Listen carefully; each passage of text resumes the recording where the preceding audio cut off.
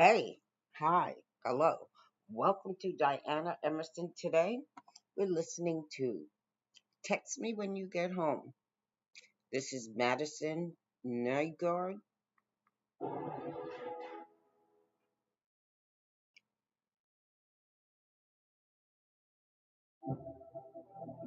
Madison and we planned to go to that party that night.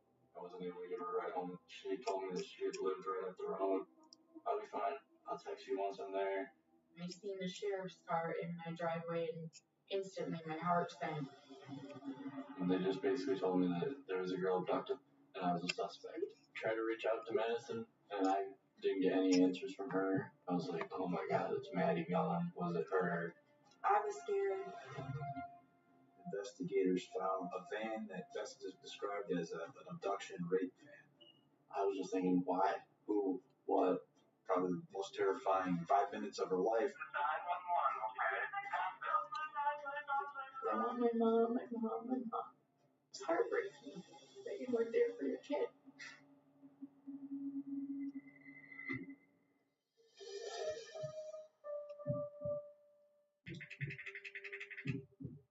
A young woman is missing tonight after leaving a bar with a stranger, then texting help to a friend. You are watching her terrifying abduction. A missing woman's new body was discovered in this ravine. Miraculously, the young woman survived. There is an alarming crisis of violence, kidnapping, and murder against innocent women. The senseless murder has struck a chord with thousands of women.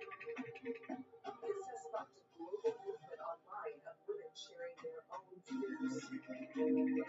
They're united under a hashtag, text me when you get home, a phrase that women are all too familiar with.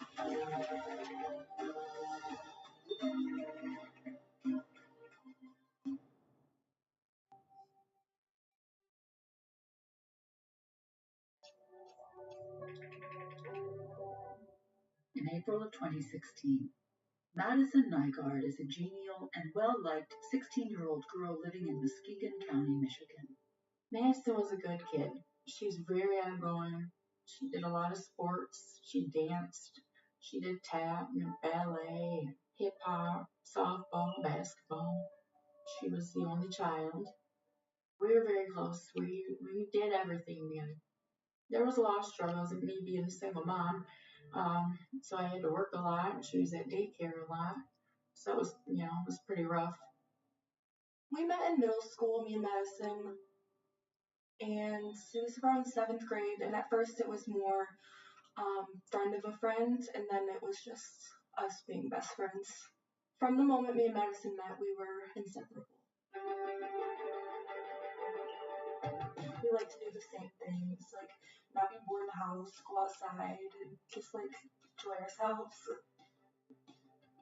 We were friends from a lot of mutual get-togethers and parties. Madison was a very fun, outgoing, friends with everybody kind of girl. I needed good friends at the time, so that's what drew me to her. Madison was raised in North Muskegon, Michigan.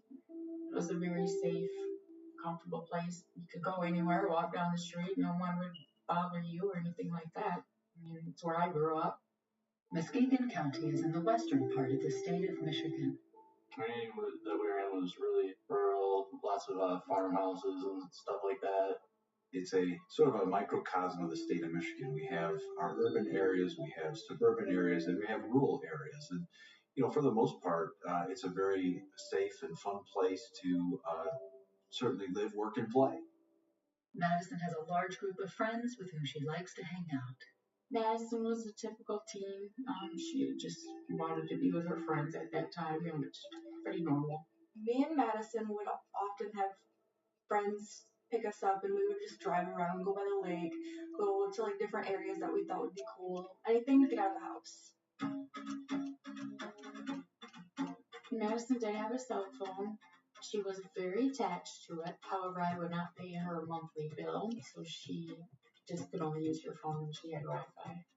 You usually could get a hold of her. She was very active on her phone. It seemed like if she wasn't on her phone, it was dead or missing. At the time, texting and social media was pretty big for both of us. 24/7 we would text. We would talk about everything and everything. Me and Madison would use Snapchat a lot, Instagram, Facebook mostly. We always plan to go to parties together. By the time Madison is 16 years old, she and her friends meet up at local parties on the weekends. They use a group chat to tell each other where the party is that night. Everybody's looking to party, it seemed back in the day, so people from Grand Haven, from Spring Lake, from Muskegon, from Twin Lake, from Whitehall, they would all try to figure out a way to link up with each other and figure out where the party was going to be. Eventually they made a party chat. Whoever you wanted to hang out with that night was added to a group chat. Text me when you're there and I'll find you. That was pretty much what ran our whole party scene. I seen Madison that Friday afternoon, and I knew she asked to go out that night, so I knew she was going to a party. And I did not expect her home Friday night at all. At home, Madison does not have many restrictions. She does not have a curfew. She didn't really have any rules. Madison just asked if she'd go somewhere. I pretty much said yes. I guess my parents were very easygoing on me growing up, so I guess that's kind of how I was. Pretty lax. She could go and do whatever she wanted as long as she kept in contact with me, but I hated when she went out. I just hated because I never, you don't know if she's safe, you don't know what she's doing. So I'd often ask her to text me when she got home or to text me when she arrived at her destination. There wasn't really any fears of anything happening. Just don't go with strangers. Madison and I, we planned to go to that party that night together and had all the details worked out and everything. And when it came time to ask my mom, she said no, absolutely not. My parents were really strict, so I didn't get to go to as many parties. Later that night, Madison Nygard arrives at a party with her friends. Parties that I was at, girls were protected. I didn't think there was any harm out there for them. It seemed like everybody knew everybody. In some sense, it seemed very safe. Around midnight, Madison texts her mom to let her know the first party was broken up by cops. She goes to a second party located at a house on a large piece of land. It was a big field that we were partying in, so it was probably about half a mile to a mile each way to each next residency. The location of the party was really, there's a lot of fields around there, pretty quiet neighborhood. People all gathered around a fire with their cars and trucks, blaring music. She seemed to be having a really good time. The party continues throughout the night. It's still dark when Madison is finally ready to leave, and she quickly realizes she doesn't have a ride home. Everybody just kind of left. So me and Madison found ourselves being a couple of the only people left there, and I asked if she wanted to, we could stay in my car and wait for me to sober up, and I would drive us to wherever, and she was ready to go home at that point. We were sitting around the fire, and she told me that she had lived right up the road. Madison tells Jake she thinks she lives close to the party and can walk home alone. She has no idea she's actually 5 miles from her house. Me being intoxicated, I wasn't really aware of my surroundings the best, so I kind of figured she knew where she was. And she swore, I'll be fine, I'm walking right up the road, I'll text you once I'm there, my phone's fine, blah, blah, blah. No one let me know that she did not have a ride or anything. It was very unlike her to do that. She was always very well aware of her surroundings. I always told her if anything happens, scream as loud as you can.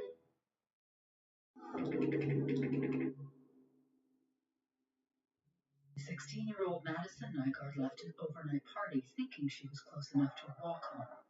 She's been walking for over an hour and is completely lost. It's just like a rural place. There's not a whole lot of houses out in that area. If they are, they're pretty scattered. Just a lot of open field, really.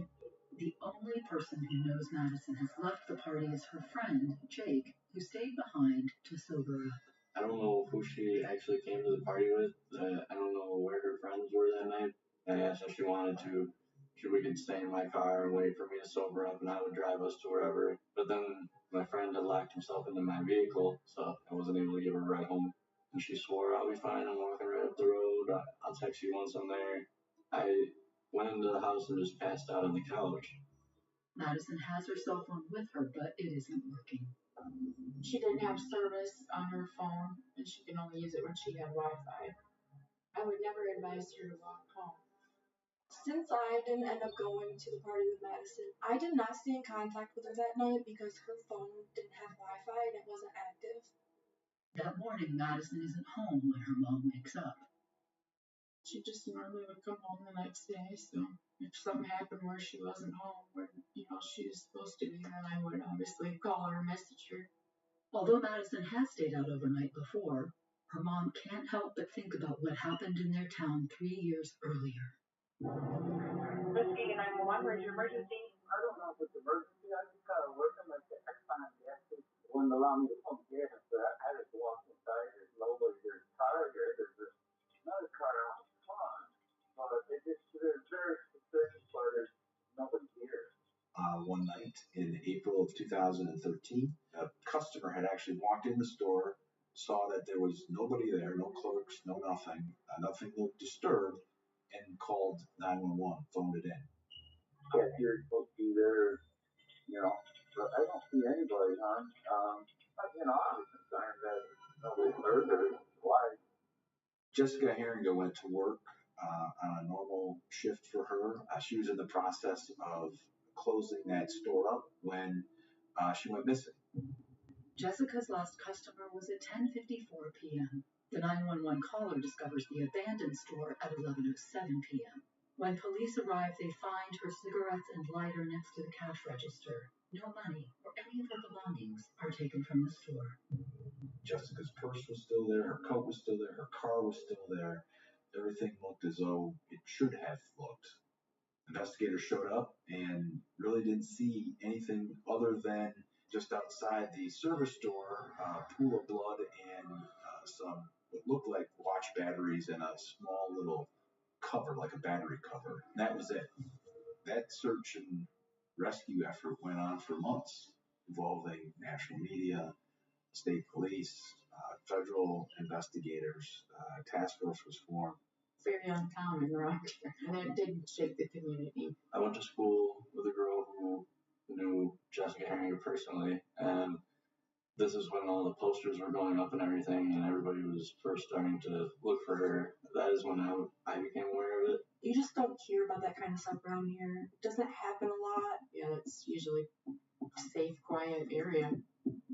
As detectives continue to search around the convenience store for clues, an eyewitness comes forward to say they saw a van parked at the store around the time of her disappearance. Through some conversations with some folks that had been around the area near the time that she went missing, there was a van seen parked behind the convenience store near where that service store was. The silver van became a potential lead. That van was seen leaving and driving in a northward location. My mom's friend, his wife used to work at that gas station. She was the manager, and her and him, they saw the van and the guy, so he actually did a sketch of them, of who might have taken Jessica. A very vague description of what the driver looked like. Male with some really, ruddy facial features. That was it. For months, investigators searched for that silver van and the man in the police sketch, but come up empty-handed. Investigators weren't sure whether or not she had left on her own, because she had a kind of a sketchy past, whether this was just part of her past, if you will. There was the rumors that had gone around that she just took off and left, and that she didn't want to be found, and things like that. And her whereabouts was never discovered. Ultimately, that case went unsolved from the time she was abducted in April 2013 until they decided to just kind of follow up on leads as they came in. 3 years after Jessica Herringa's mysterious disappearance, Madison Nygard still hasn't made it home from the party. Madison's mom is still trying to figure out where her daughter is when she hears an alarming sound. It was early in the morning, and there was just pounding on my door, pounding. So I looked out the window, and I seen a sheriff's car in my driveway, and instantly my heart sank because I knew she was at a party the night before. 16-year-old Madison Nygard left an overnight party before dawn. She tried to walk home and never made it. Hours later, Madison's mom sees a sheriff's car parked in front of her home. It was quite early when the sheriff knocked on the door. I go to the door, and then the sheriff explained to me that my daughter got in the car with someone that she didn't know. Sheriff's deputies tell Madison's mom to go to the local hospital. And that's all I knew of the whole story. While Madison's mom scrambles to find out what happened to her daughter, another case of a young woman walking on the same stretch of road comes to mind. But we drove up to this lady, she's laying in the road. I think she was hit by a car. Okay. Stay on the phone with me, okay? I'm going to turn upside down this for you. Did you see what happened to her? She never called. We just came up on her. Is she unconscious? Yes, she did. Okay. Rebecca Bletch was a married woman, a mother. Rebecca had been shot 3 times in the head area by a small caliber gun. What we know from one of the neighbors, they remember seeing her walking down the road in her kind of a workout attire like she normally would. Ultimately, on her way back about a quarter mile from her house, her body was discovered by another person that lived in the area who happened to be driving down that road, and 911 was called. Sadly, Rebecca did not survive. 2 years after her death, Madison Nygard would go missing on the same road, walking home from the party. The last person to see Madison leave the party is her friend, Jake. When I was woken up in the morning, it was by a Michigan State police officer saying that I was a suspect in a abduction. Asked me a bunch of questions about where I was between certain hours. I basically told them I've been here. They thought it was possibly me until I cleared it up. That's when I was like, oh my God, is Maddie gone? Was it her? Of course, I immediately got to the hospital. My heart was just broke. I was just thinking, why? Who? What? Just something you never want your child or anybody to go through.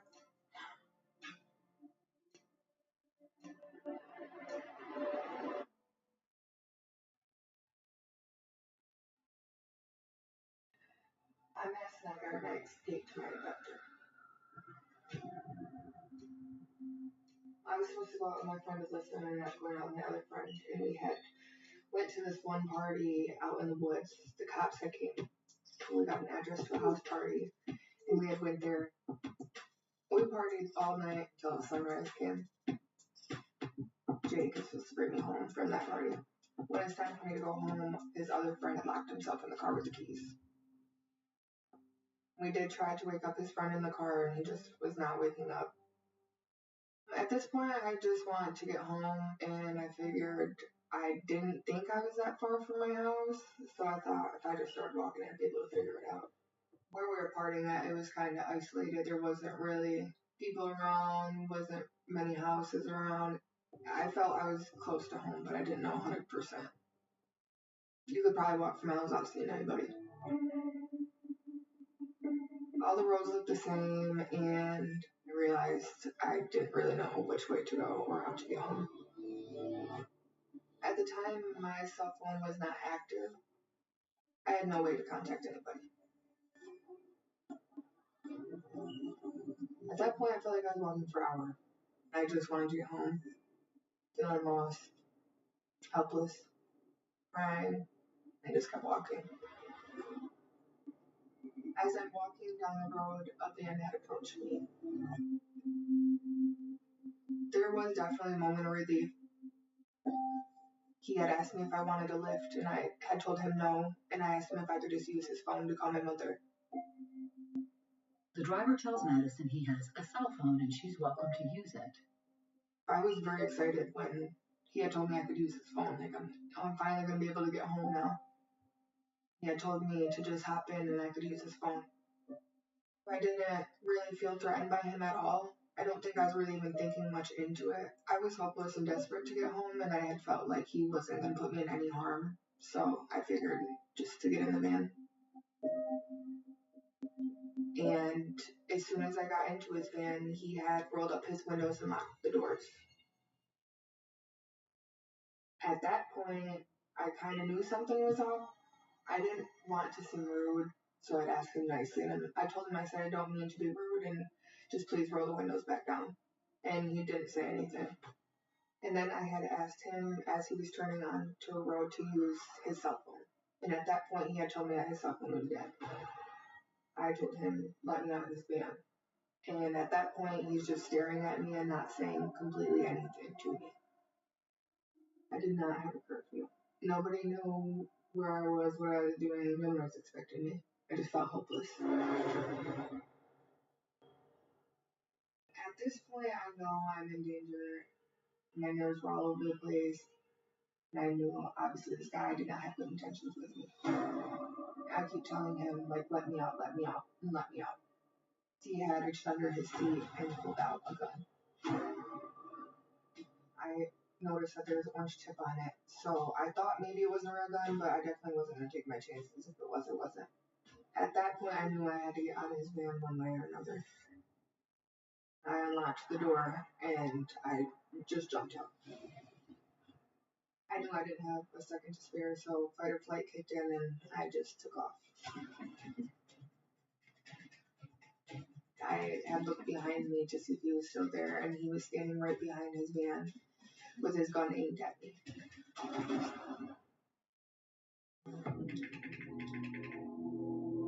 In Muskegon, Michigan, 16-year-old Madison Nygard has narrowly escaped a man attempting to abduct her. He had yelled at me and told me he was just kidding and it was all a joke and to come back. I knew, obviously, I'm not going to turn back around, so I just kept running. I'm running, and I'm wondering, like, why is he not shooting me? But I'm not even taking any risk, and I just keep running. Saw a house, and it was the first house I saw. And there was a girl sitting out there on her porch, and she had heard me screaming. She hadn't opened up her door enough for me to come in and kept telling me to come into her house. I am telling the girl's house I ran into, like, we need to hide. There was a guy out there with a gun. The woman just seemed kind of shocked and didn't really know what was going on. Madison asks the woman to call 911. Where's your emergency? Just come immediately because a man is just sitting behind with his gun and he's outside the house. We're at your house there, okay? Stay on the line with me. Stay on the line with me. Who has the gun? Well, there was a girl. She just ran up into my yard. Can I talk to her? Yeah, here she is. Hello. Hi, this is 911, okay? I do remember calling for my best friend at that time, so and I think that's all I wanted and who I wanted.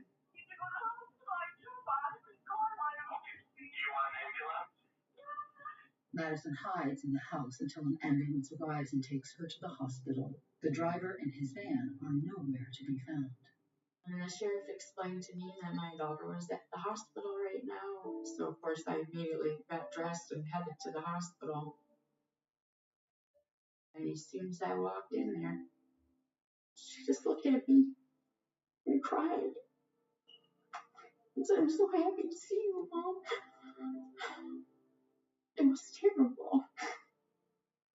When I saw my mom, I was finally relieved and happy, and I thought she was mad at me, and she reassured me she wasn't mad, and I just felt relieved she was finally there. Madison looked like a wreck when I seen her. She just crying hysterically. She had road rash all down her shoulder area, down her back, all down her side. She was in a lot of pain. I don't really remember the feeling of jumping on because my adrenaline was just going. She was just hysterical. She just needed to feel safe. At the hospital, Madison tells her mom and investigators everything that happened to her. She describes the silver van and the driver as a heavy-set man with facial hair. The evidence that we had was really very small. A lot of silver vans in the area, certainly. A lot of males with facial hair. And so there's very little to work with at that initial stage of the investigation. Madison's abduction is uncommon for Muskegon County. So as it relates to violence against women or random attacks on women, we don't see that all that often. It's pretty rare that we have an instance where the victim of a crime doesn't know who their assailant was. As authorities search for the man who kidnapped Madison, word spreads about her abduction. When Madison told me what happened to her, I was shocked. I didn't know what to think or didn't even know what to say. Emotionally, she was scared. you know, it's just, you don't really hear about that happening. And so it happening to her, it's really close to home. Although Madison did not identify Jake as someone involved in her abduction, investigators want to talk to him themselves. And that's when I finally kind of started to get word that it was Madison that had been taken. I didn't get any text back. I wanted to tell her how sorry I was that I wasn't able to keep her safe and that I didn't get her home safe. Later, investigators revisit the site where Madison said she jumped out of the van. Obviously, the gravel and the shoulder was disturbed. Investigators did, in fact, find two 22 caliber bullets that were unspent or unfired, lying on the shoulder. Based off of what Madison had told investigators, as she's running away, she looks back, she sees this gentleman, this male figure, raise the gun. It looks like it's pointing at her. It's clear from that description and what investigators found that he was trying to fire this weapon at Madison Nygard, and by whatever divine intervention or manufacturing defect, the two times he tried, the gun jammed. As law enforcement was doing their best to work with the limited information that they had, one of the detectives made the decision to kind of drive along the route that she took, that she walked essentially. Lo and behold, there was a blueberry farm not too far from where she was abducted from. On that property, in the main entrance, it had a U-shaped driveway. There were two security cameras kind of surveilling that U-shaped area. The detective sat and reviewed that tape and was able to see not only a silver van going down the roadway and then circling and coming back. The video was clear enough to notice some very distinct markings on the van itself. For detectives, the silver van is familiar. What was interesting, based on detectives' knowledge of Silver Van and Jessica Herringa, starting to reveal to us a person that was involved in much more than the attempted abduction of Madison Nygard. And that's when Pandora's box opened up.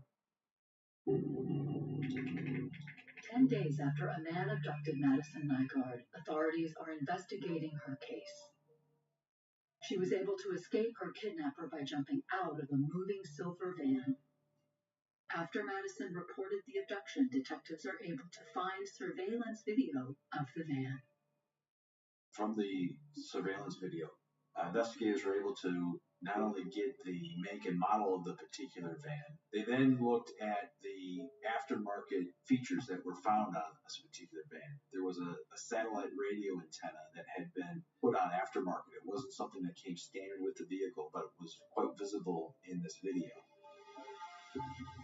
From there, investigators were able to take all the features that they had of the particular van and go through a VIN list and essentially narrow down from that list vans registered to people here in the Muskegon County area.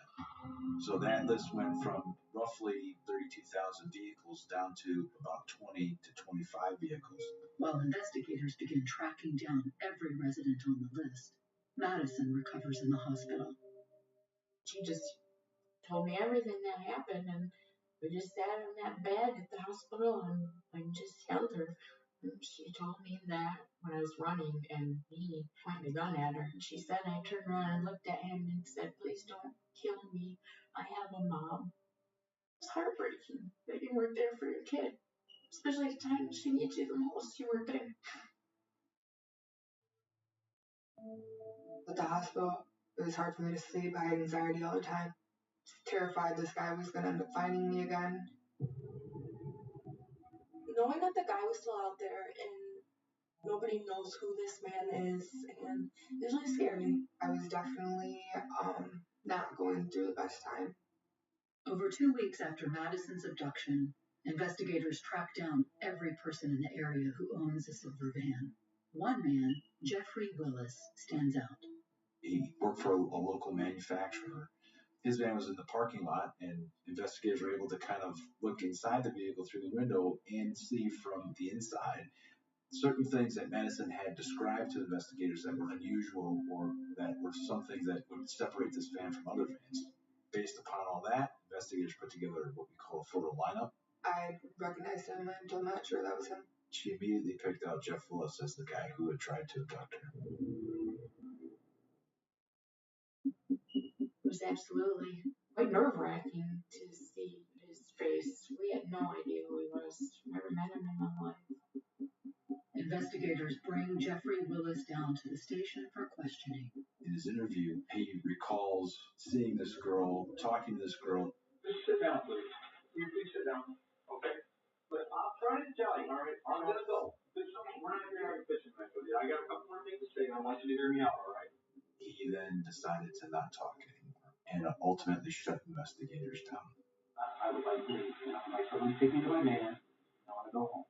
But he never admitted to having a gun, never admitted to really doing anything illegal, if you will, as it related to Madison Nygard. Based on all the evidence so far, the matching van, the photo lineup, and now Jeffrey Willis admitting he knew Madison Nygard, investigators obtained a search warrant for his house and van. During the search warrant of Mr. Willis's house, investigators were really interested in the computer equipment that was there. We grabbed the desktops and the tower computers from the house. They were able to find some external hard drives. The other interesting piece of evidence that was found was a computer printout list of serial killers. There was a little tick marker next to in California, they were called the toolbox killers. And they were known for abducting and raping and killing women and having their tools in a toolbox. At the same time investigators are searching Jeffrey Willis's home, they also go through his van. The search warrant executed on Jeffrey Willis's van and the phone call I received during that search is something I'll never forget. And what they described to me was a van that was best described as an abduction rape van. He had a pretty large toolbox that had a lock on it. Inside that toolbox, investigators found things like rubber gloves, ball gags, sex toys. They found a bottle of insulin and some insulin needles, the insulin liquid already kind of pulled into the needle itself as though it was ready to be used. And the orange tip of the gun that Madison described to investigators could be a pre-filled insulin needle used to subdue his victims. More significantly, investigators found underneath the driver's seat a small case that held a Walther .22 pistol with some ammunition, and it loaded, obviously. The bullet casing found at the location where Madison jumped from the car was also from a Walther .22 pistol. 1 month after the attack, Jeffrey Willis is arrested and charged with the abduction of Madison Nygard. I got a phone call from the detective, and he had told me that they got him. So he said, we got him. I was pretty relieved once he got into custody. Major reality kicked in at that point, knowing what exactly could have happened. He's got all this weird, creepy stuff in his car, and my daughter was in that car. It could have ended so differently. He told me, and he said, this is still under wraps yet, but this could be linked to a couple other cases in the area. Jessica Herringa went missing in nearby Norton Shores, Michigan 3 years before Madison's abduction. Witnesses had described Silver Van. We had some surveillance video which seemed to indicate Silver Van. And so Silver Van was a key piece of evidence in the disappearance of Jessica Herringa.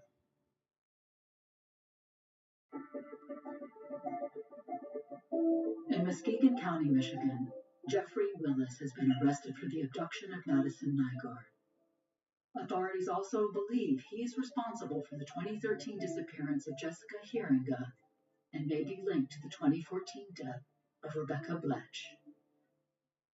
What was peculiar about the crime scene, we had her body on one side of the road. On the other side of the road was discovered Rebecca's cell phone, earbuds, and sunglasses. We had really good physical evidence from the crime scene. We had 3 shell casings, bullet fragments that were taken at the autopsy from Rebecca. All those were forensically examined by our state police crime lab. We were able to then pinpoint down the make and model of the weapon that we were looking for, .22 caliber Walther. The gun, after recovered from the search warrant, When that was forensically looked at, it was determined that the shell casings found at Rebecca's scene, the bullet fragments taken from her head, were fired from that particular weapon. And in the parking lot outside where Jessica Herringa went missing was a battery cover to a laser sight for a .22 caliber pistol. There was little bits of evidence at each one of those particular scenes and investigations that all wrapped around this particular handgun. And really the linchpin to all three of those cases turned out to be a Walther .22 pistol and essentially connected Madison's investigation to the murder of Rebecca Bletch and the abduction of Jessica Herringa. Investigators get another big break when DNA found on items belonging to Jeffrey Willis also comes back as a match for Rebecca. And during the search warrant, Willis's computer was confiscated and searched. Detectives found a folder on the hard drive labeled VIX.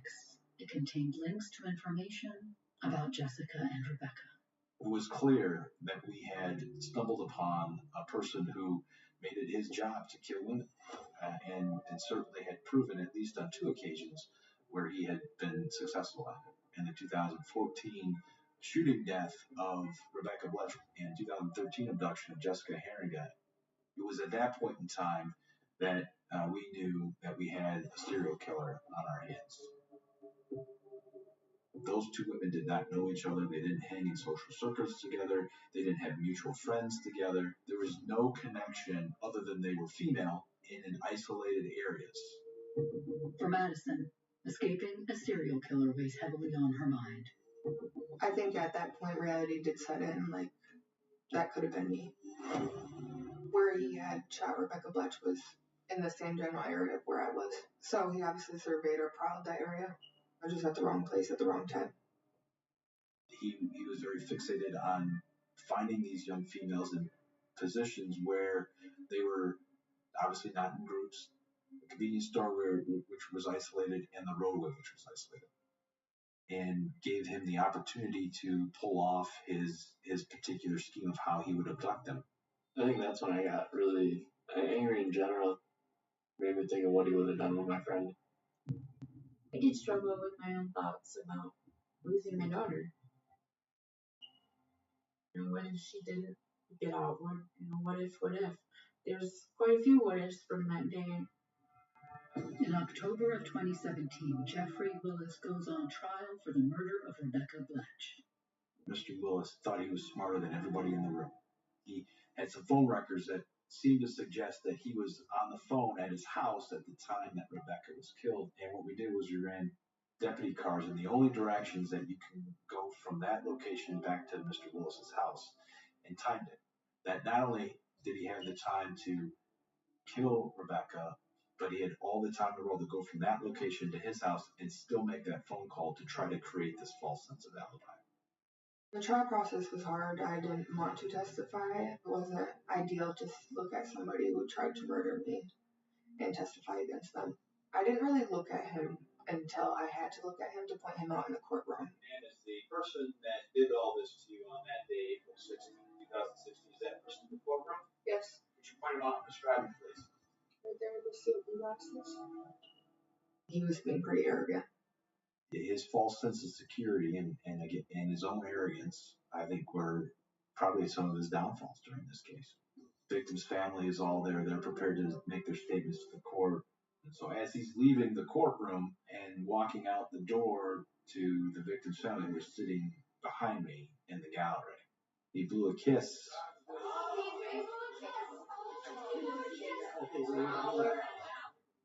In May of 2018, Jeffrey Willis goes back on trial for the disappearance and assumed murder of Jessica Herringa.